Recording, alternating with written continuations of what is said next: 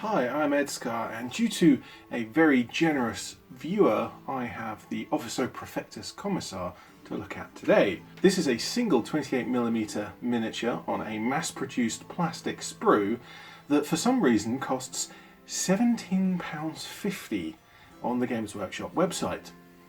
But due to the aforementioned viewer, who has wished to remain nameless, we picked this up for quite a bit less than that, and I didn't even have to pay, so thank you very much. But let's have a closer look at the model.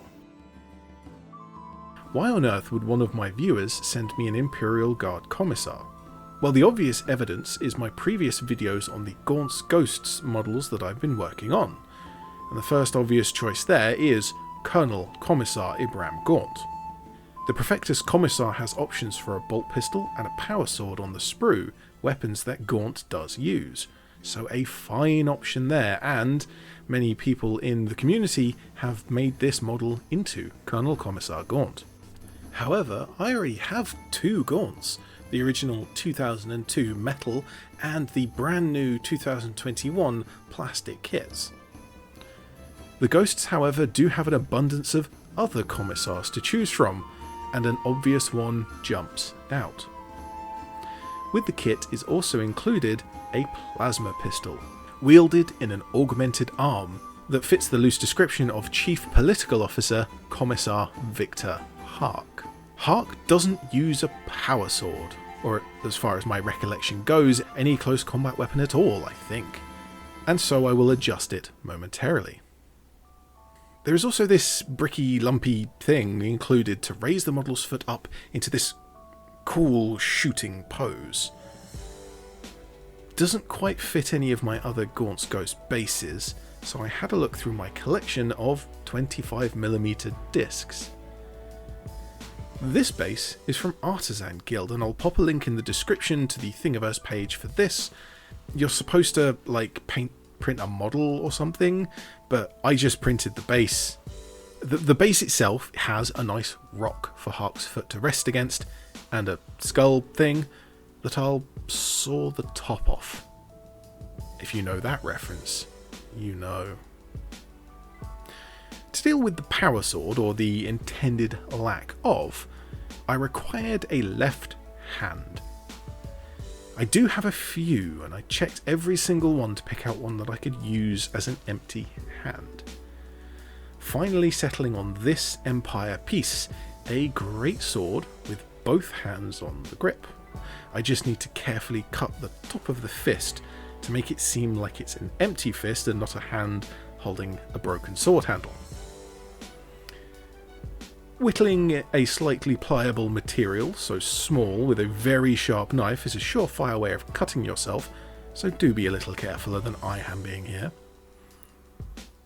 With the fist prepared and the original hand cut off at the cuff, all that's left is to glue it down. Always give poly cement a little wiggle so that the plastic of both parts can mix together, and also poke it some more just for fun, really.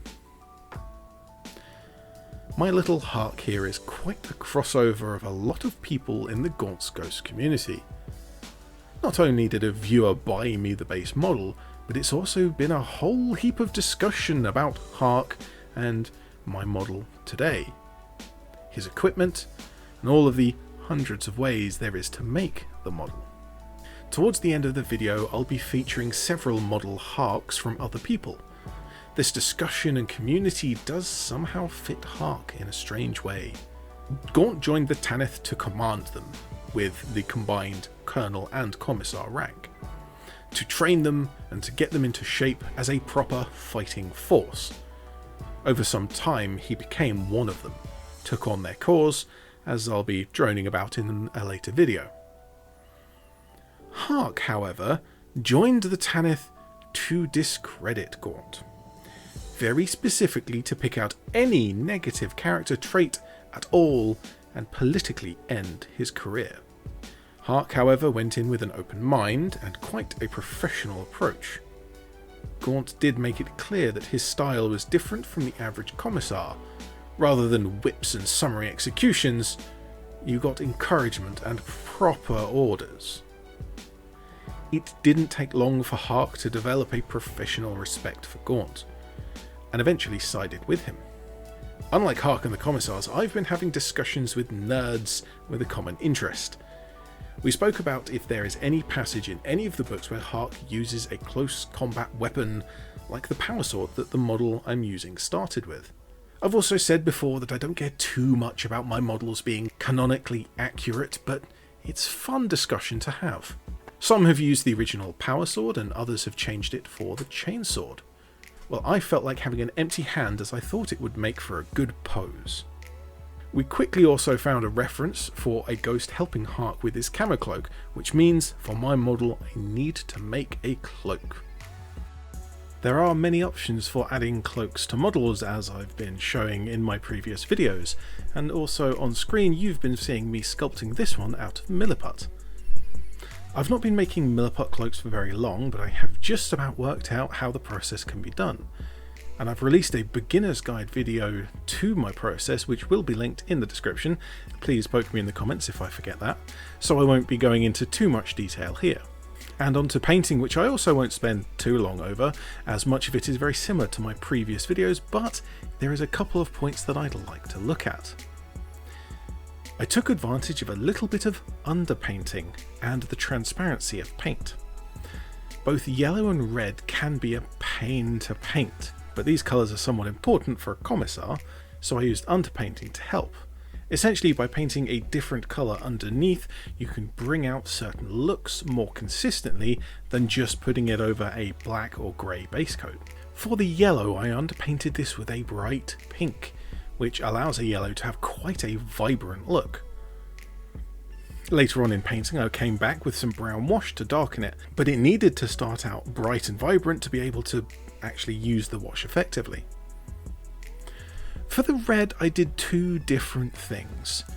The red cloth was undercoated with a dark brown, which allows the red to have a deep, rich look, and then later highlighted with orange.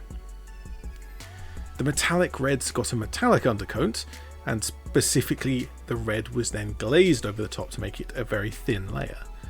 This is very similar to my recent Orc vehicles, but painted a little neater perhaps. And these were only lightly highlighted with white to make them visually distinct from the red cloth.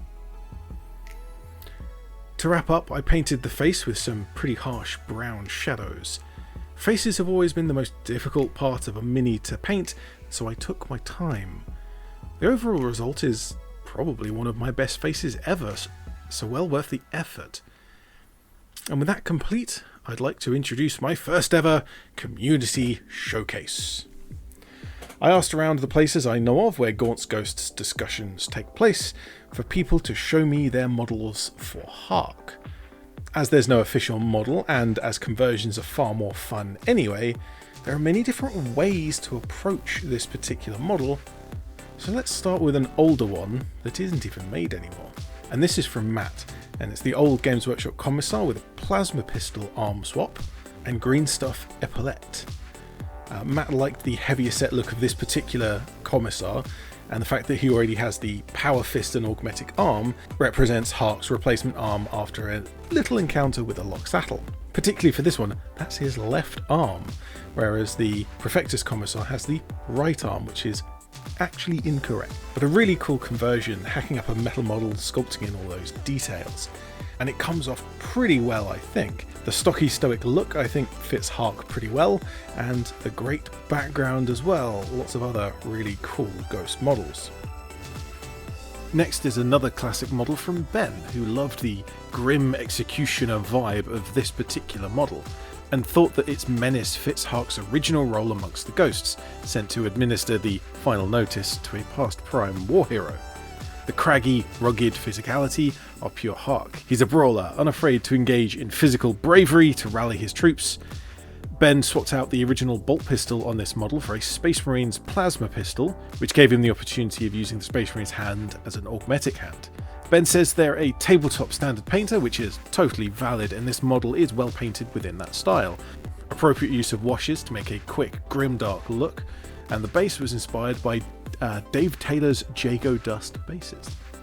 And this last one is from Jemis Broad, and using the same plastic Commissar that I used, with the power saw hand removed and replaced with a chainsaw hand, and that's from the standard Cadian Trooper sprue. Now this cloak is from Victoria Miniatures, with green stuff used to complete the cloak around the front. It was a bit of a challenge to get it to fit. He had to cut the power pack off the model's back and remove the original bits of cloak that meant to go on the shoulders. Now I've also had a look at the Victoria Miniatures separate piece cloaks, and I almost considered one for my Hark model, but I dismissed it as being far more difficult compared to sculpting one from scratch, like I did. But Jameis one-upped me on this by putting in the effort to use that piece, and it really works rather well. When I put out the call for models to be in the showcase, some people were in the process of making them, so here is a work in progress from Justin. Clearly another Officio Prefectus model with a Victoria Miniatures cloak. Some good strong highlights in the underpainting here, so this will look pretty sharp once it's finished. But thank you to everyone for showing off your models. There's a few different ways to achieve the character of the character. But that ends the video, so I'll mention the comments section for you to discuss the character. On the way past, you'll notice a description box with some links, including donation link that keeps from you buying cool models. And feel free to share this video out to other places where Gaunt Ghost fans hang out, because I'm not in every group that exists. But for now, I'm ED-SKaR, always will be, and thank you for watching.